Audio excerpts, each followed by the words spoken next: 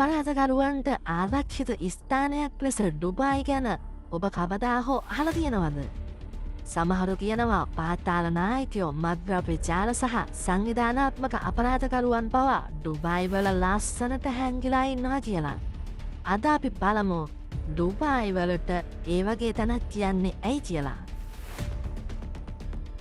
Dubai පිහිටි එක්සත් අරාබි එමිරේට්ස් රටට සියලුම රටවල් සමග එක්ස්ට්‍රැඩිෂන් ට්‍රීටිස් එහෙම නැත්නම් පිටුවහල් කිරීමේ ගිවිසුම් නැහැ. ඒ කියන්නේ කෙනෙක් වෙන රටක අපරාධකරුවෙක් කියලා හොයනවා කියලා අඳුරගත්තත් ඔහුව නීතියට බාර දීම සරල නෑ. මේ නිසා අපරාධකරුවන් එහෙම රටකට ගියාම Tamanව ආපසු අරන් යන්න අමාරු වෙයි කියලා හිතන්න හේතුවක් වෙන්න පුළුවන්.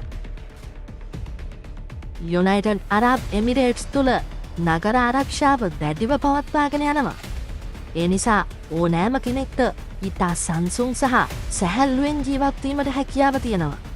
එහි විශාල විදේශීය ජනගහනය අතරේ අපරාධකරුවෙක්ට හැංගිලා ඉන්න ඉතාමත්ම පහසුයි. අපරාධකරුවෙකුට එරෙහිව දේශපාලන බලය අඩු රටක් නීතිමය ඉල්ලීමක් කරත් ඩුබායි තුලින් ඔහුව අරගෙන යෑම සරල නෑ. මේ නිසා ඔවුන්ට ඩුබායි කියන්නේ සැඟව සිටිය හැකි තැනක් විදියට පේනවා.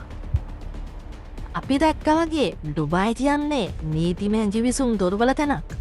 මුදල් සුරක්ෂිත කරන්න හොඳ මධ්‍යස්ථානයක් සහ ආරක්ෂිත ජීවිතයක් ලබා දෙන රටක්. ඒ නිසාම සමහර පාතාල නායකයන්ට එය ආරක්ෂිත ස්ථානයක් වගේ පේනවා.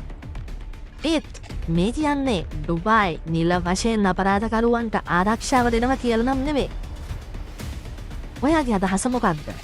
ඩුබායි සැබෑවටම අපරාධකරුවන්ට සුරක්ෂිත ස්ථානයක්ද?